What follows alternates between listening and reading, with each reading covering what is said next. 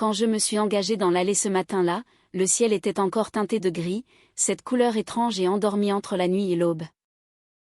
Mes mains tremblaient à cause du froid, mon esprit bourdonnait encore après 12 heures passées sous les néons de l'hôpital au milieu du bip incessant des moniteurs. Je ne voulais que mon lit, ma paix, ma maison. Mais quand je suis sortie de ma Peugeot, j'ai entendu des rires masculins, suivis par la voix mielleuse de ma sœur. Et bien sûr, le jardin à l'arrière est inclus. Elle ne sera pas un problème. Je me suis figée. À travers la fenêtre du salon, je les ai vus. Mon père, ma sœur Chloé, et un homme de grande taille en costume tenant des dossiers. Ils souriaient, dans ma maison, la maison que j'avais achetée après des années d'épargne en enchaînant les gardes de nuit, la maison dont j'étais la seule à avoir signé le prêt immobilier. Papa a pointé la cuisine du doigt. Elle n'est presque jamais là, elle travaille toute la nuit, elle ne remarquera même pas qu'elle est partie. Ma vue s'est troublée pendant une seconde. Partie. Chloé a ri, rejetant ses cheveux blonds parfaits en arrière. Exactement. Nous dirons simplement qu'elle ne pouvait plus se le permettre. Il paiera en espèces. Ma mâchoire s'est crispée. Je me suis avancée silencieusement vers la porte et je l'ai ouverte juste assez pour que les charnières grincent. Les 3 têtes se sont tournées vers moi. Élise, la voix de papa a craqué dans une fausse surprise. Tu es rentrée tôt. L'acheteur a souri poliment. Chloé s'est figée, s'accrochant à son faux sourire comme à un bouclier. J'ai déposé mon sac sur le sol. Ma voix était calme. Ne vous arrêtez pas pour moi. Pendant un moment, personne n'a parlé. La tension dans la pièce s'est épaissie, tourbillonnant comme de la fumée. L'homme en costume, manifestement l'acheteur potentiel, s'est raclé la gorge, essayant de rester professionnel. Ah! On m'a dit que cette propriété était à vendre immédiatement.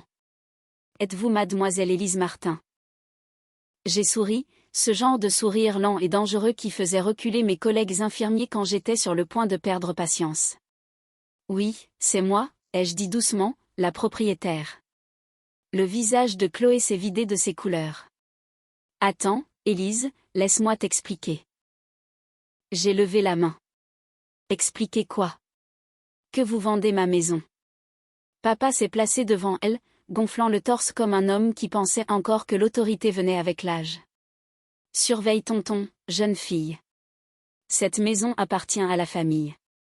Tu ne l'aurais pas sans moi. Oh, tu veux dire l'apport personnel, ai-je dit, celui que j'ai payé pendant que vous étiez tous les deux en vacances à Saint-Tropez. L'acheteur a cligné des yeux, mal à l'aise. Donc, il y a un litige. Il n'y a aucun litige, ai-je répondu, les yeux fixés sur papa, juste un mensonge très coûteux. Papa a marmonné quelque chose entre ses dents sur les enfants ingrats. Chloé a essayé à nouveau, sa voix tremblant maintenant. Élise, s'il te plaît, nous essayons juste de profiter, ai-je terminé. Vous essayez de profiter de la seule personne qui a réellement travaillé pour ce toit. Je me suis tournée vers l'homme en costume, mon sourire revenant, tranchant comme du verre. La vente est annulée, ai-je dit, et vous devriez partir avant que quelqu'un ne reçoive un coup de poing. L'homme n'a pas hésité. Il a marmonné quelque chose à propos d'une mauvaise communication, a saisi sa mallette et s'est précipité vers la porte comme si elle était en feu. Au moment où la porte a claqué, l'air a explosé. Papa a frappé la table de sa main. Tu viens de nous faire tout perdre. Sais-tu ce que nous aurions pu obtenir pour cet endroit? Je l'ai regardé fixement.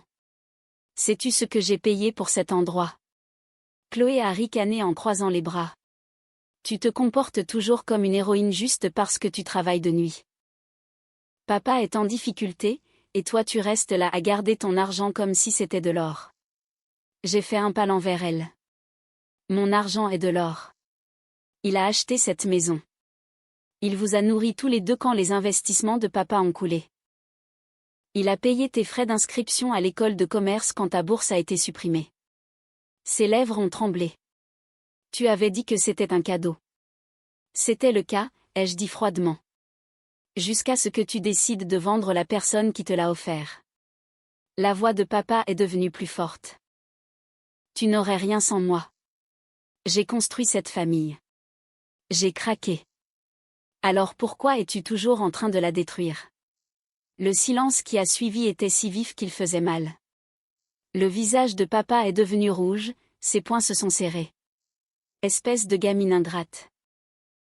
J'ai bougé la première, ma voix basse, presque dangereuse. Si tu lèves cette main, je te jure que je te rappellerai que je travaille aux urgences traumatologiques. J'ai vu ce qui arrive aux hommes qui sous-estiment les femmes. Les yeux de Chloé se sont agrandis. Papa s'est figé. Et pour une fois, je n'avais pas peur. Le silence était assourdissant, ce genre de silence qui bourdonne dans les oreilles quand la rage et la peur se percutent. La main de papa a tremblé en l'air avant qu'il ne finisse par la baisser, marmonnant quelque chose sur les filles irrespectueuses. Chloé, toujours l'actrice, a saisi son bras en faisant semblant de pleurer. S'il te plaît, papa, ne fais pas ça. Elle est juste stressée. Tu sais comment sont les infirmières, pas de sommeil, pas de vie. J'ai failli rire. Tu veux dire pas de limite. Ses larmes se sont arrêtées instantanément. Tu as changé, Élise. Oui, ai-je dit. J'ai enfin appris à dire non. Je me suis approchée de la cheminée et j'ai ramassé une photo encadrée, moi en blouse d'hôpital tenant ma première clé de maison, papa souriant à mes côtés. Je me souviens de ce jour-là. Il avait dit, fier de toi, ma grande. Maintenant, ce même homme avait essayé de vendre mon bien dans mon dos. J'ai posé la photo doucement, puis je me suis tournée vers eux. Je vous donne 2 heures à tous les deux, ai-je dit. Rassemblez ce qui vous appartient et partez. Chloé a cligné des yeux. Quoi? Je change les serrures avant midi. Papa a ri, un son laid et amer. Tu n'oserais pas. Je me suis approchée, assez près pour qu'il voie que je ne bluffais pas. Tu peux me tester si tu veux, mais souviens-toi, j'ai déjà appelé la police. Ils sont au courant de la tentative de fraude. Alors, oui, papa, j'ose. Pendant un moment, personne n'a bougé. Puis Chloé a saisi son sac à main. Tu es folle. Non, ai-je dit doucement en ouvrant la porte en grand. J'en ai juste fini d'être votre investissement. Ils sont sortis, et pour la première fois, la maison m'a semblé être à nouveau la mienne.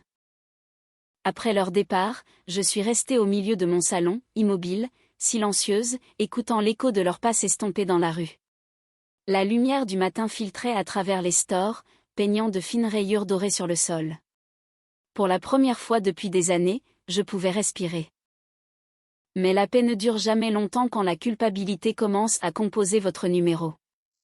Dans l'après-midi, mon téléphone a vibré sans arrêt. Papa, Chloé, même maman, qui était restée sagement à l'écart de tout jusqu'à présent. Élise, ma chérie, le cœur de ton père ne peut pas supporter ce genre de stress. La voix de maman craquait à travers le haut-parleur. Ne peux-tu pas simplement les laisser rester un peu plus longtemps? Tu as de la place. Maman, ai-je dit calmement, ils ont essayé de vendre ma maison. La maison de ta famille, a-t-elle corrigé sèchement. Ne déforme pas l'histoire. Ce mot, famille, m'a frappé comme un déclic. La famille ne met pas votre maison en vente sur Internet sans vous le dire. La famille ne sourit pas en vendant aux enchères le travail de toute votre vie. J'ai raccroché sans un mot de plus. Cette nuit-là, je me suis assise à la table de la cuisine et j'ai passé en revue chaque document, chaque reçu, chaque preuve que cette maison, ma maison, était légalement la mienne. Puis j'ai passé un dernier appel, à mon avocat.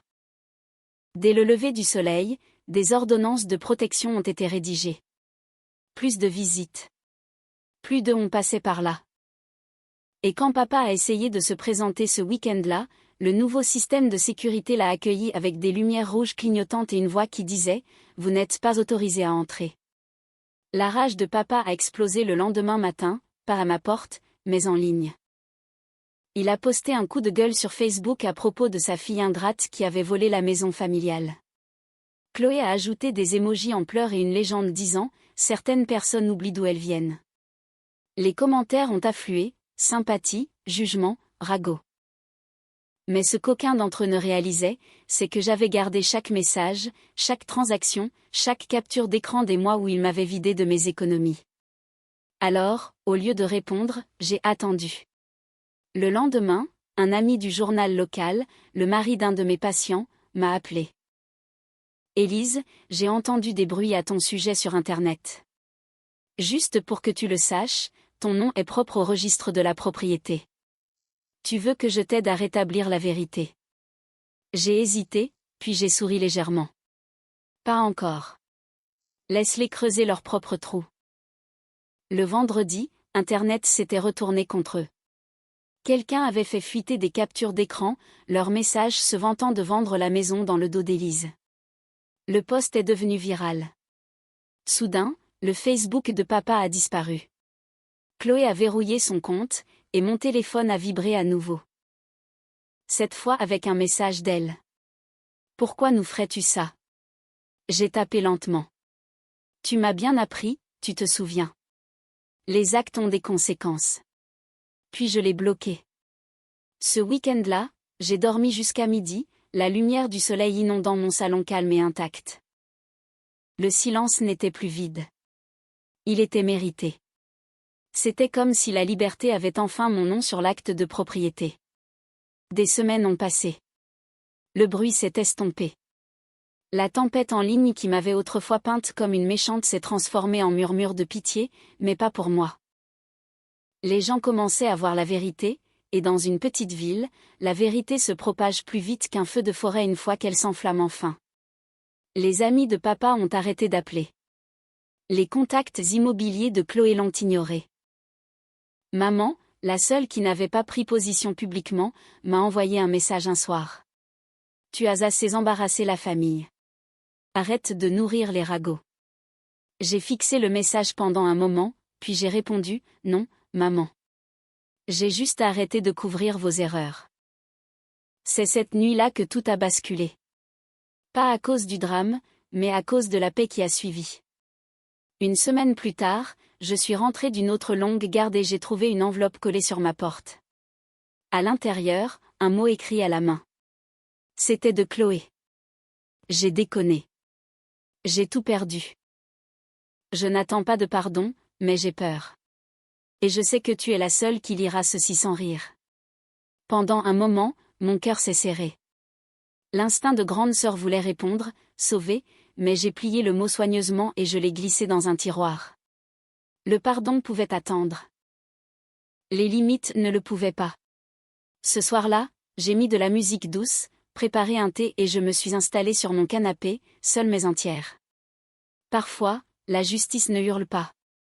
Parfois, elle ferme simplement doucement la porte derrière vous. Des mois plus tard, l'hiver est arrivé, calme, froid, purificateur. J'avais presque oublié ce que c'était que la vie sans chaos jusqu'à ce que je rentre un soir et trouve un petit paquet sur mon paillasson. Pas de mots, juste mon nom écrit d'une écriture tremblante. À l'intérieur se trouvait une photo, Chloé et moi enfants, assises dans une cabane que nous avions construite ensemble derrière le vieux garage de papa. Au dos, à l'encre bleue délavée, elle avait écrit « Tu as toujours été la plus forte ». Je n'ai juste jamais voulu l'admettre. Pas d'excuses. Pas de justification. Mais d'une certaine manière, c'était suffisant. J'ai placé la photo sur ma table de chevet. Pas comme un pardon, mais comme une conclusion. Certaines blessures n'avaient pas besoin d'être rouvertes pour guérir. Ce soir-là, je me suis versé un verre de vin rouge et j'ai regardé autour de moi dans ma maison. Mes murs, mes meubles, ma liberté. Tout ce que je possédais avait été durement acquis. Tout ici était à moi, non pas parce que quelqu'un me l'avait donné, mais parce que j'avais refusé qu'on me le prenne. Plus tard, j'ai reçu un message de mon avocat. Le litige concernant le transfert de propriété est officiellement clos. Félicitations, mademoiselle Martin. Vous êtes la propriétaire exclusive. J'ai souri, murmurant, enfin. Je suis sortie, laissant la neige tomber sur mon visage. Douce, silencieuse, pardonnant à sa manière. Quelque part là-bas, peut-être qu'ils apprendraient aussi. Mais leur leçon n'était plus ma responsabilité. Cette histoire nous rappelle avec force que les liens du sang ne justifient jamais l'abus de confiance ou l'exploitation. Élise incarne la résilience de ceux qui travaillent dur pour construire leur vie, et sa décision de poser des limites fermes est une leçon de respect de soi. Trop souvent, on attend des membres d'une famille qu'ils sacrifient leur bien-être pour couvrir les erreurs ou la cupidité des autres, mais le véritable amour familial repose sur le soutien mutuel et non sur le vol. En choisissant de protéger son foyer, Élise n'a pas seulement protégé un bien immobilier, elle a protégé sa dignité et son avenir. La justice dans cette histoire ne passe pas par une vengeance violente, mais par la vérité et la reprise de contrôle sur son propre destin. C'est un rappel que dire non à la toxicité, même si elle vient de nos proches, est parfois l'acte le plus courageux que nous puissions accomplir pour notre propre paix intérieure. Et vous, auriez-vous eu le courage de mettre votre propre famille à la porte si elle avait tenté de vous trahir ainsi, ou pensez-vous que le pardon doit passer avant tout, même au prix de vos sacrifices personnels? Dites-le nous dans les commentaires.